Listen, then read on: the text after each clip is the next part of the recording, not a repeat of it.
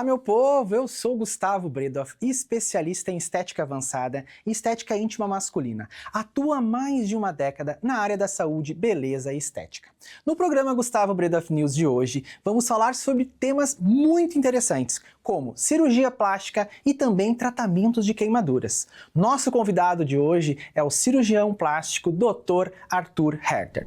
Seja bem-vindo, então, Dr. Arthur, muito obrigado por ter aceitado o nosso convite, né? A sua agenda cheia conseguiu vir aqui, então, para conversar um pouquinho conosco, né, sobre um tema muito importante que vocês vão adorar saber, que é sobre cirurgia plástica, sobre implantes, né, de silicone. Outro assunto muito legal que o senhor traz e fala muito bem, que eu já acompanhei o senhor falando, que são sobre queimados também, né? Então, primeiramente, eu quero agradecer ao doutor e professor, né, Arthur, por ter conseguido disponibilizar a tua vinda aqui conosco, né? Iniciando então, doutor Arthur, me explique um pouquinho, cada vez mais vem crescendo no Brasil, né, a procura por cirurgia plástica. E implante de silicone, né? Essa procura, o senhor acha que aqui no Brasil, nós no Brasil somos o primeiro hoje, né? Eu acho que em estética desse estilo. A gente tem uma competição muito forte com os Estados Unidos. Então, se não está no primeiro dos procedimentos, está no segundo. Os congressos brasileiros eles passaram em número assim, de inscritos até os congressos americanos. E o Brasil é um expoente de cirurgiões plásticos por mundo inteiro, na verdade.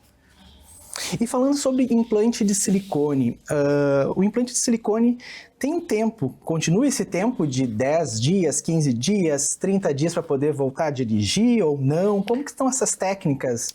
A técnica de recuperação rápida, que é uma das técnicas que eu utilizo, ela tem alguns preceitos e ela devolve o paciente para as atividades normais mais rapidamente. Então, a ideia é que em 24 horas a mulher consiga fazer as atividades normais, né? Até dirigir, enfim, carregar uma sacola de 10 a 15 quilos. Então, olha são só. coisas... Claro que tem uma série de adaptações que a gente faz na técnica para que isso seja possível, mas a grande maioria dos pacientes atinge esse patamar. 24 horas já consegue... 24 horas. Mesmo sendo a técnica submuscular, na verdade é dual plane, né, que a gente chama, mas a gente consegue... A gente tinha esse estigma que embaixo do músculo era mais dolorido, e as técnicas foram se modernizando até chegar no ponto que elas estão hoje. Outra dúvida que eu vejo que as mulheres têm muito também é sobre a validade. Existe uma validade? Tem que trocar? Tem esse tempo mesmo? É de 10 em 10 anos? Como que funciona isso? Então, as próteses elas vão se modernizando, né? Mas a gente ainda tem esta recomendação, porque o que acontece? A prótese, o tempo de... Quanto mais tempo ela tiver no organismo, mais a chance dela fazer uma contratura. Então, a gente quer que a gente troque essa prótese antes de acontecer uma contratura. E a gente tem por base que esses 10 anos são um tempo seguro para que a gente consiga fazer essa troca com o mínimo de dano aos tecidos em volta. Em relação à amamentação, o silicone atrapalha? Isso é mito? Isso é verdade? Essa é uma das dúvidas mais comuns que a gente tem com prótese de mama. E a prótese de mama em si, quando não envolve mastopexia, que é a cirurgia que levanta, né, a mama, ela não interfere em nada na amamentação. Então, por uma prótese primária, 100%, se a mulher amamentaria sem a prótese, ela vai amamentar com a prótese. E sobre os exames, Dr. Arthur, a mulher precisa fazer muitos exames antes de fazer ou depende de cada caso? Tem uma série de fatores, né, que regulam que exames a gente vai precisar solicitar. E tem boas práticas em medicina para uma mulher saudável, a rigor não precisaria fazer exame nenhum. Isso é o que diz a medicina baseada em evidências. Mas a gente acaba solicitando alguns exames básicos de sangue, né, um eletrocardiograma e um exame das mamas. Porque se a gente vai usar uma prótese, a gente precisa saber como é que estava o tecido antes da intervenção. Uma das perguntas que eu ia te fazer também é relacionado, principalmente no mês de outubro, que o pessoal faz muito, né, a parte da mamografia, o outubro rosa, eles trazem muito isso. Sim. E quem tem silicone, isso atrapalha, não atrapalha? A gente tem...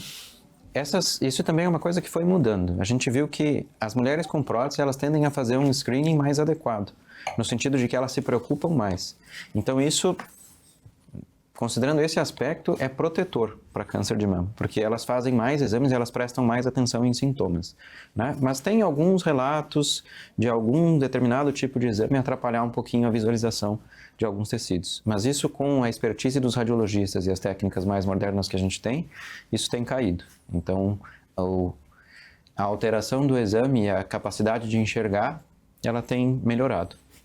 Bom, quando a paciente vai escolher o tamanho da prótese, né? É o mesmo tamanho nos dois seios, ou um é maior, outro é menor? Então, a gente tem um planejamento, principalmente nessa técnica que a gente usa, a R24, que a gente chama, que ele é muito personalizado, no sentido de que a gente vai fazer uma série de medidas do tórax, né? Isso é uma das perguntas mais comuns. Quem é que define? Posso escolher o tamanho? Na verdade, quem define isso é o tórax da paciente. Ela tem uma escolha individual, se ela quer um pouco mais projetada, um pouco menor, um pouco mais de preenchimento, um aspecto mais natural, mas a gente seta o máximo que ela pode usar. Então, isso quem define é o tórax da paciente.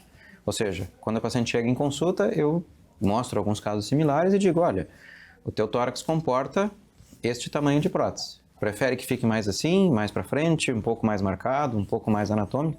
E dentro desses parâmetros a paciente decide. E hoje em dia o senhor nota que as mulheres estão procurando algo mais natural ou ainda algo mais exagerado? Então, a gente tem que educar um pouco o nosso público, né? No sentido de que passou um pouco a fase das próteses grandes. Então, aquela história da prótese de 400, de 500, isso caiu, tá? A gente não... Eu, por exemplo, nunca coloquei uma prótese de 400, né? Essa técnica permite que a gente posicione a prótese de uma forma mais firme, de forma que eu consigo fazer o que seria o equivalente a um volume de 400, uma prótese com menos de 300. Então, a gente consegue, com volumes menores, uma marcação de colo melhor e um aspecto melhor, né? E a gente vê bastante até na mídia, né? As artistas, inclusive, estão optando hoje em trocar e utilizar próteses menores, né? Eu acho que isso também... O pessoal está procurando mais pela naturalidade, né? Parando de exageros na área da estética também, sim, né? Que antigamente era todo mundo a cara quadrada, era todo mundo de um jeito, a bocão. Sim. E hoje as pessoas estão procurando por procedimentos mais naturais, né? Elas estão voltando a isso, né?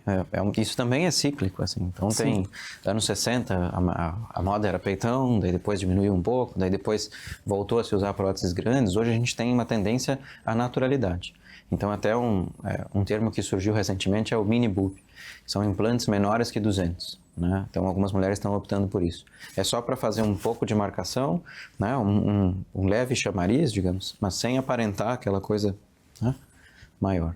E existe aquele fio, eu já ouvi falar, que é tipo um sutiã que se coloca, isso funciona? O sutiã interno, que a gente chama, a gente tem um fio especial que ele tem umas farpinhas, né? Eu costumo brincar, para quem é do interior, parece uma grimpa. Né? Então ele tem essas farpinhas e a gente passa, esse fio não volta. Ele não é exclusivo da prótese, né? Tem outras áreas que usam esse fio, mas a gente passa de uma forma que a gente fixe o sulco da mama. Né? Eu tenho isso demonstrado em alguns vídeos. Então as pacientes tentam puxar a cicatriz, ela não desce. Assim como a prótese, quando a gente tenta empurrar ela para trás, a prótese não se movimenta. Então essas são duas features, né, da prótese de recuperação rápida. Que legal. A conversa está ótima, vamos fazer um intervalinho e já voltamos.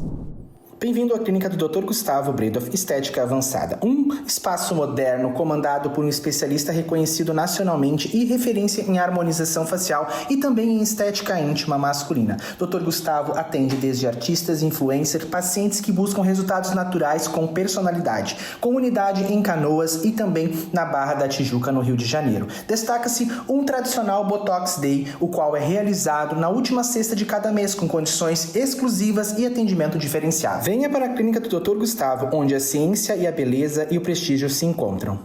Hoje eu vou apresentar para vocês a nossa unidade Microsul aqui em Sapucaia.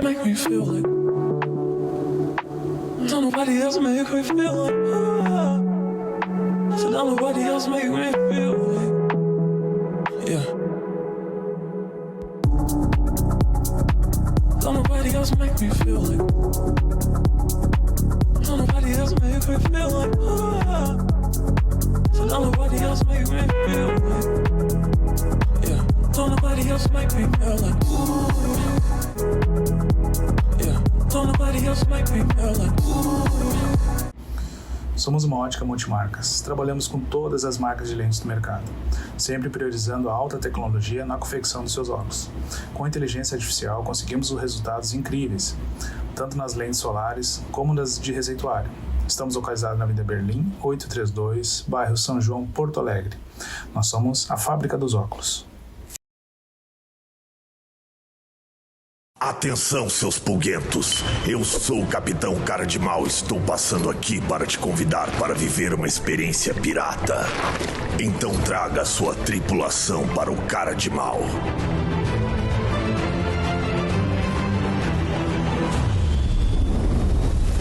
Poderia ser só uma pizzaria temática, mas isso é Cara de Mal.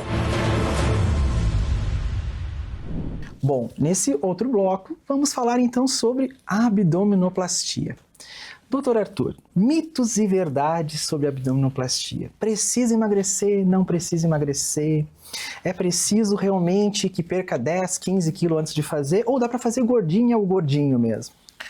Então, esse é o ponto talvez mais sensível, né? Que a gente se debate quando chega num consultório e uma paciente que está um pouco fora do peso. O que eu costumo explicar? Não é um impeditivo que a paciente opere num sobrepeso, né? Obesidade a gente encaminha para tratamento, enfim, mas um sobrepeso a gente é mais ou menos permissivo, a gente usa um IMC como parâmetro, né, que é o índice de massa corporal, até 28 ali a gente consegue dar um bom resultado. O que eu explico para as pacientes? Se passa muito longe disso, os resultados que elas almejam não vão ser atingidos. Isso pode frustrar um pouco as pacientes. Por isso que fica essa coisa de precisa emagrecer, precisa chegar neste IMC. E toda a abdominoplastia deve ser feita lipoaspiração ou não, umas sim, outras não? Não necessariamente. Então, o que faz a lipoaspiração em conjunto com a abdominoplastia? Ela modela um pouco melhor o contorno e ela diminui um pouco a espessura do retalho. A gente chama de retalho a pele, né, que a gente estica. Então, a gente consegue deixar um panículo mais fino quando faz a lipoaspiração e desenhar um pouco melhor os contornos. É para isso que serve. Mas, claro, tem alguns pacientes, especialmente alguns pós-bariátricos que estão bem magros, esses, às vezes, eu não indico lipoaspiração. Muitas mulheres têm medo, né, de fazer uma abdominoplastia, principalmente devido à cicatriz. E principalmente o umbigo, né, umbigo fake, aquela, né, as pessoas se incomodam muito. Tem técnicas avançadas hoje em dia, não é mais como antigamente? Sabe que isso é uma coisa mais de, vamos chamar de propriedade intelectual. Não existe, existem as técnicas, as tecnologias modernas de lipoaspiração, né, com Renuvium, com Vaser, uma série de outras tecnologias que estão surgindo, mas o desenho do umbigo ele ainda é muito artístico. O que significa que se você vier de uma boa escola, se você tiver um cuidado especial com o umbigo, é muito mais uma questão de desenho do que de tecnologia. E a gente tem, a minha esposa costuma elogiar bastante os meus umbigos, né? Olha, que legal. Então é uma das coisas que eu gosto também. E hoje em dia, na parte de cicatrização, tem alguma técnica diferenciada? Eu sei que é de cada cirurgião, né? Um gosta de usar malha, outro gosta de usar dreno. Eu sei que cada paciente é único. Qual tipo de dreno vai utilizar, né? E a nível de pontos hoje, todo mundo é ponto, tem um adesivo que o pessoal anda colando, que a gente vê na internet, isso realmente funciona? As pessoas falam muito da cola como se ela fosse substituir as suturas. Isso é uma coisa que não acontece. A gente usa ainda suturas e uma das grandes sacadas da cirurgia plástica é a distribuição de tensão. Então essa é o ganha-pão da cirurgia plástica, é isso. Significa que a gente não dá os pontos só embaixo como normalmente fazem em outras cirurgias, né? A gente vai dando pontos desde cima, para que quando chegue no final da cicatriz a tensão, a força não seja exercida ali. Então isso também não é novo, né? Mas isso é uma das coisas que a cirurgia plástica mais se preocupa. E sobre a lipo-HD, o senhor faz também? Sim. A lipo-HD está sendo bastante procurada, a gente nota muito. Lipo-HD eu já escutei de um cirurgião falando que a lipo-HD sempre existiu. É quando é uma lipo bem feita, né? Eu não sei, só que hoje eles estão fazendo os quadradinhos, né?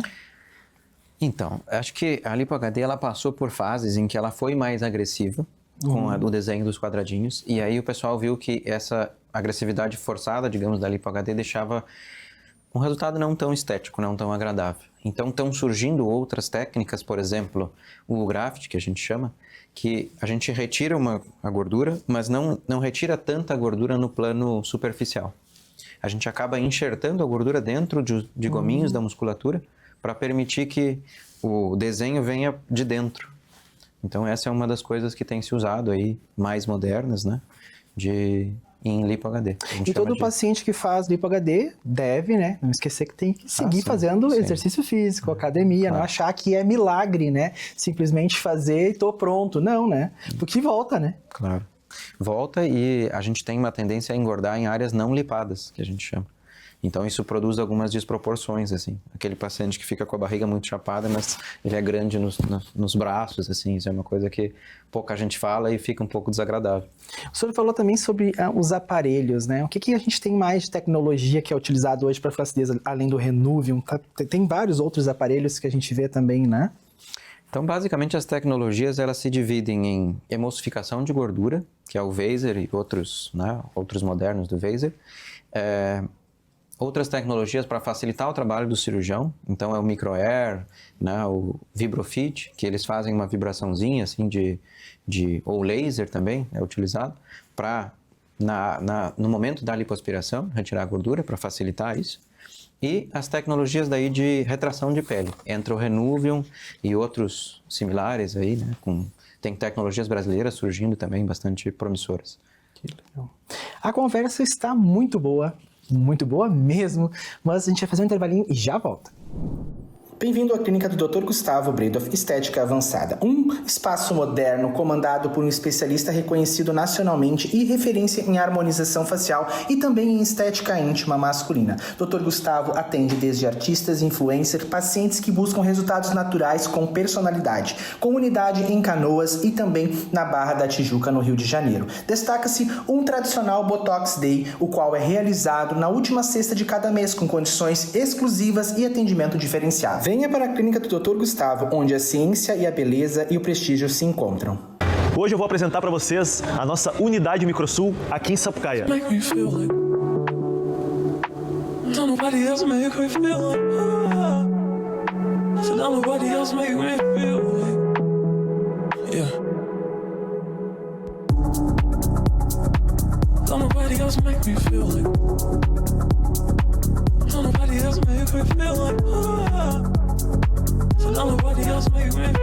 feel like, yeah.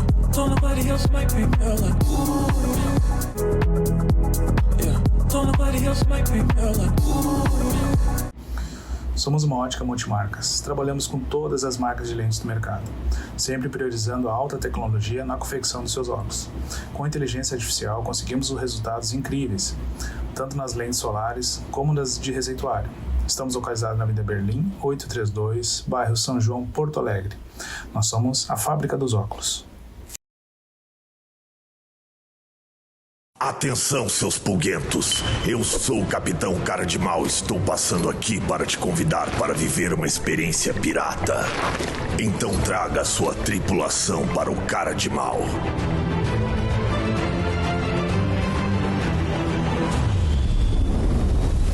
Poderia ser só uma pizzaria temática, mas isso é Cara de Mal. Doutor Arthur, agora falando no nosso terceiro e último bloco sobre um tema muito importante que o senhor também é perito, né? Que é queimados. Inclusive, o doutor Arthur também participou, né, na Boate Kiss, na ajuda, né, dos queimados aqui no Rio Grande do Sul. Foi lindo o seu trabalho. E isso é algo que o senhor atende muito também aqui em Porto Alegre? Dentro dos plantões do pronto-socorro, né? No sentido de que o queimado ele é basicamente um paciente de instituição. Ou seja, é difícil, a menos que seja um cirurgião reparador ou só reparador, né? Ele é um paciente de instituição. Então, a gente atende isso, o centro de referência para o estado é o HPS de Porto Alegre. Então, todos os grandes queimados acabam caindo no HPS quando tem, né, complicações próprias da queimadura. E o trabalho no HPS, ele segue, assim, 80% do que o cirurgião plástico faz dentro do HPS é queimados.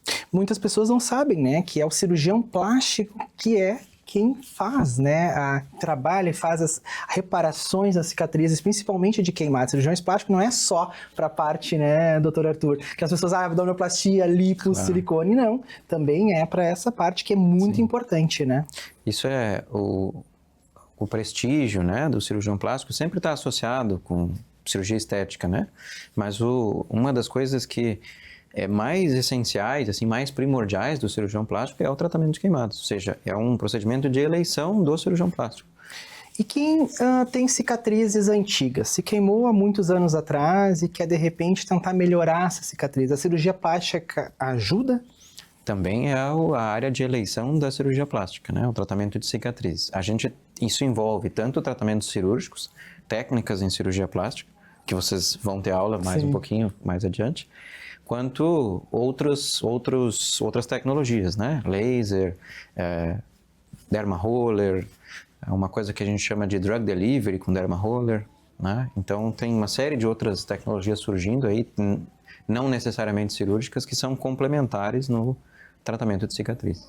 E o senhor nota bastante diferença com a utilização do roller, né? Principalmente do microagulhamento com ativos, né? Auxilia bastante também nessas cicatriz? A gente tem trabalhos mostrando, né? Isso entra numa parte da plástica que a gente chama de plástica regenerativa. Olha só. É uma das partes que mais se desenvolve da plástica atualmente. Inclusive, eles estão fazendo enxertos de gordura para cartilagem. Eu não sei se isso chegou de conhecimento, mas a gente tem uma célula que a gente chama de totipotente dentro da gordura. Então, ela se transforma em outras. E daí vem o rejuvenescimento, né? De pele, de cicatrizes, de cartilagens. Então, a gordura tem esse potencial aí, a gente chama de ouro líquido. Doutor Arthur, e relacionado à pele de peixe? Né? Se utiliza realmente? Funciona? Como que é isso? Então, isso teve um boom, acho que tem um tempo já, né, que saiu na mídia a pele de tilápia, os brasileiros fizeram esse trabalho e tal. Mas isso é uma das coisas que eu ministro em aula, inclusive. Esses tipos de curativo, a gente chama isso de curativo biológico, ou seja, a gente não integra de outras espécies no nosso próprio corpo. Então, funciona sempre como um curativo. Não é uma área que ela não vai integrar, você não vai ter uma pele de tilápia, né, grudada no próprio corpo. Mas funciona bastante bem, assim, no sentido até de... Quando a gente fala de curativo, a gente tem que ter uma preocupação especial com custos, porque os curativos são muito dispendiosos para instituições. Né? E realmente, né, doutor Arthur, a parte do queimadura, né, é algo que mexe diretamente com a autoestima dos pacientes, né? Sim. Eu acho que quando consegue-se fazer uma cirurgia reparadora, conseguir melhorar isso, né, porque é algo que mexe diretamente, né? A gente nota que o paciente, ele... fica cabisbaixo, entre outros problemas psicológicos, né? Então, a importância do cirurgião também, né? Plástico e reparador. Então, uma das funções, né, do tratamento de queimados é a reabilitação psicossocial. Ou seja, a gente tem que poder devolver o paciente para as atividades usuais dele. Ele é um paciente que, os pacientes da cirurgia plástica reparadora, pacientes oncológicos, pacientes grande queimado, ele acaba ele não se expõe mais. Então, ele sai da circulação social por causa do estigma da cicatriz. Então, isso é uma coisa que os cirurgiões plásticos precisam atuar para poder melhorar essas cicatrizes e devolver o paciente para a sociedade. Que legal. Doutor Arthur, o programa foi ótimo.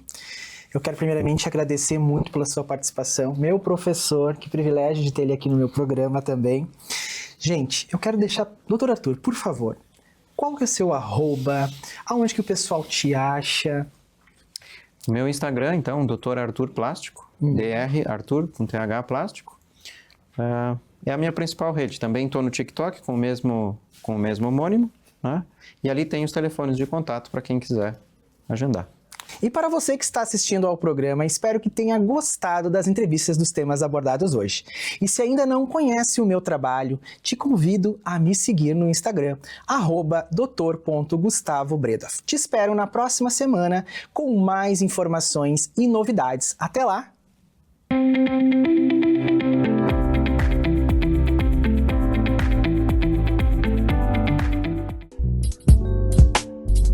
Sou o Dr. Gustavo, especialista em estética avançada e também estética íntima masculina. Trabalhamos com um procedimento à base de quê? De ácido hialurônico. O que é essa aplicação? Qual nós conseguimos melhorar a região íntima, principalmente a nível de quê? De circunferência. Nós aplicamos ácido hialurônico nessa região aqui, qual nós conseguimos ganhar principalmente a nível de circunferência. A gente consegue notar que nesse pênis aqui, a gente não tem o quê? O preenchimento, então ele é um pênis mais fino, né? E aqui, aonde a gente coloca na camada, na chamada fáscia, que é um músculo que nós temos aqui, um músculo peniano, nós colocamos entre a fáscia de Dartus e a fáscia de Buck, o qual a gente ganha essa extensão e conseguimos manter essa projeção. Em modo flácido, o paciente tem um ganho em circunferência e também ele se desprende mais do corpo devido à colocação de ácido hialurônico nessa região, melhorando em volume, melhorando a aparência, principalmente em modo flácido. E em ereção, nós ganhamos o que? Circunferência. É um procedimento feito aqui na clínica, minimamente invasivo, super tranquilo de se fazer sob anestesia local. Em torno de 40 minutos o paciente faz, após pode ir embora, seguir as recomendações e tudo certo. O procedimento dura em média 1 ano, 1 ano e meio. Por quê? Isso depende de cada paciente. Cada paciente é único. Quanto mais a gente cuidar da nossa saúde, mais o procedimento vai durar. Com o procedimento, nós nos sentimos mais autoconfiantes. Isso melhorando a região e muitos pacientes relatam. Nós não aplicamos diretamente para a ereção, mas ele tem esse efeito que o paciente gosta muito. Então, bora fazer essa avaliação.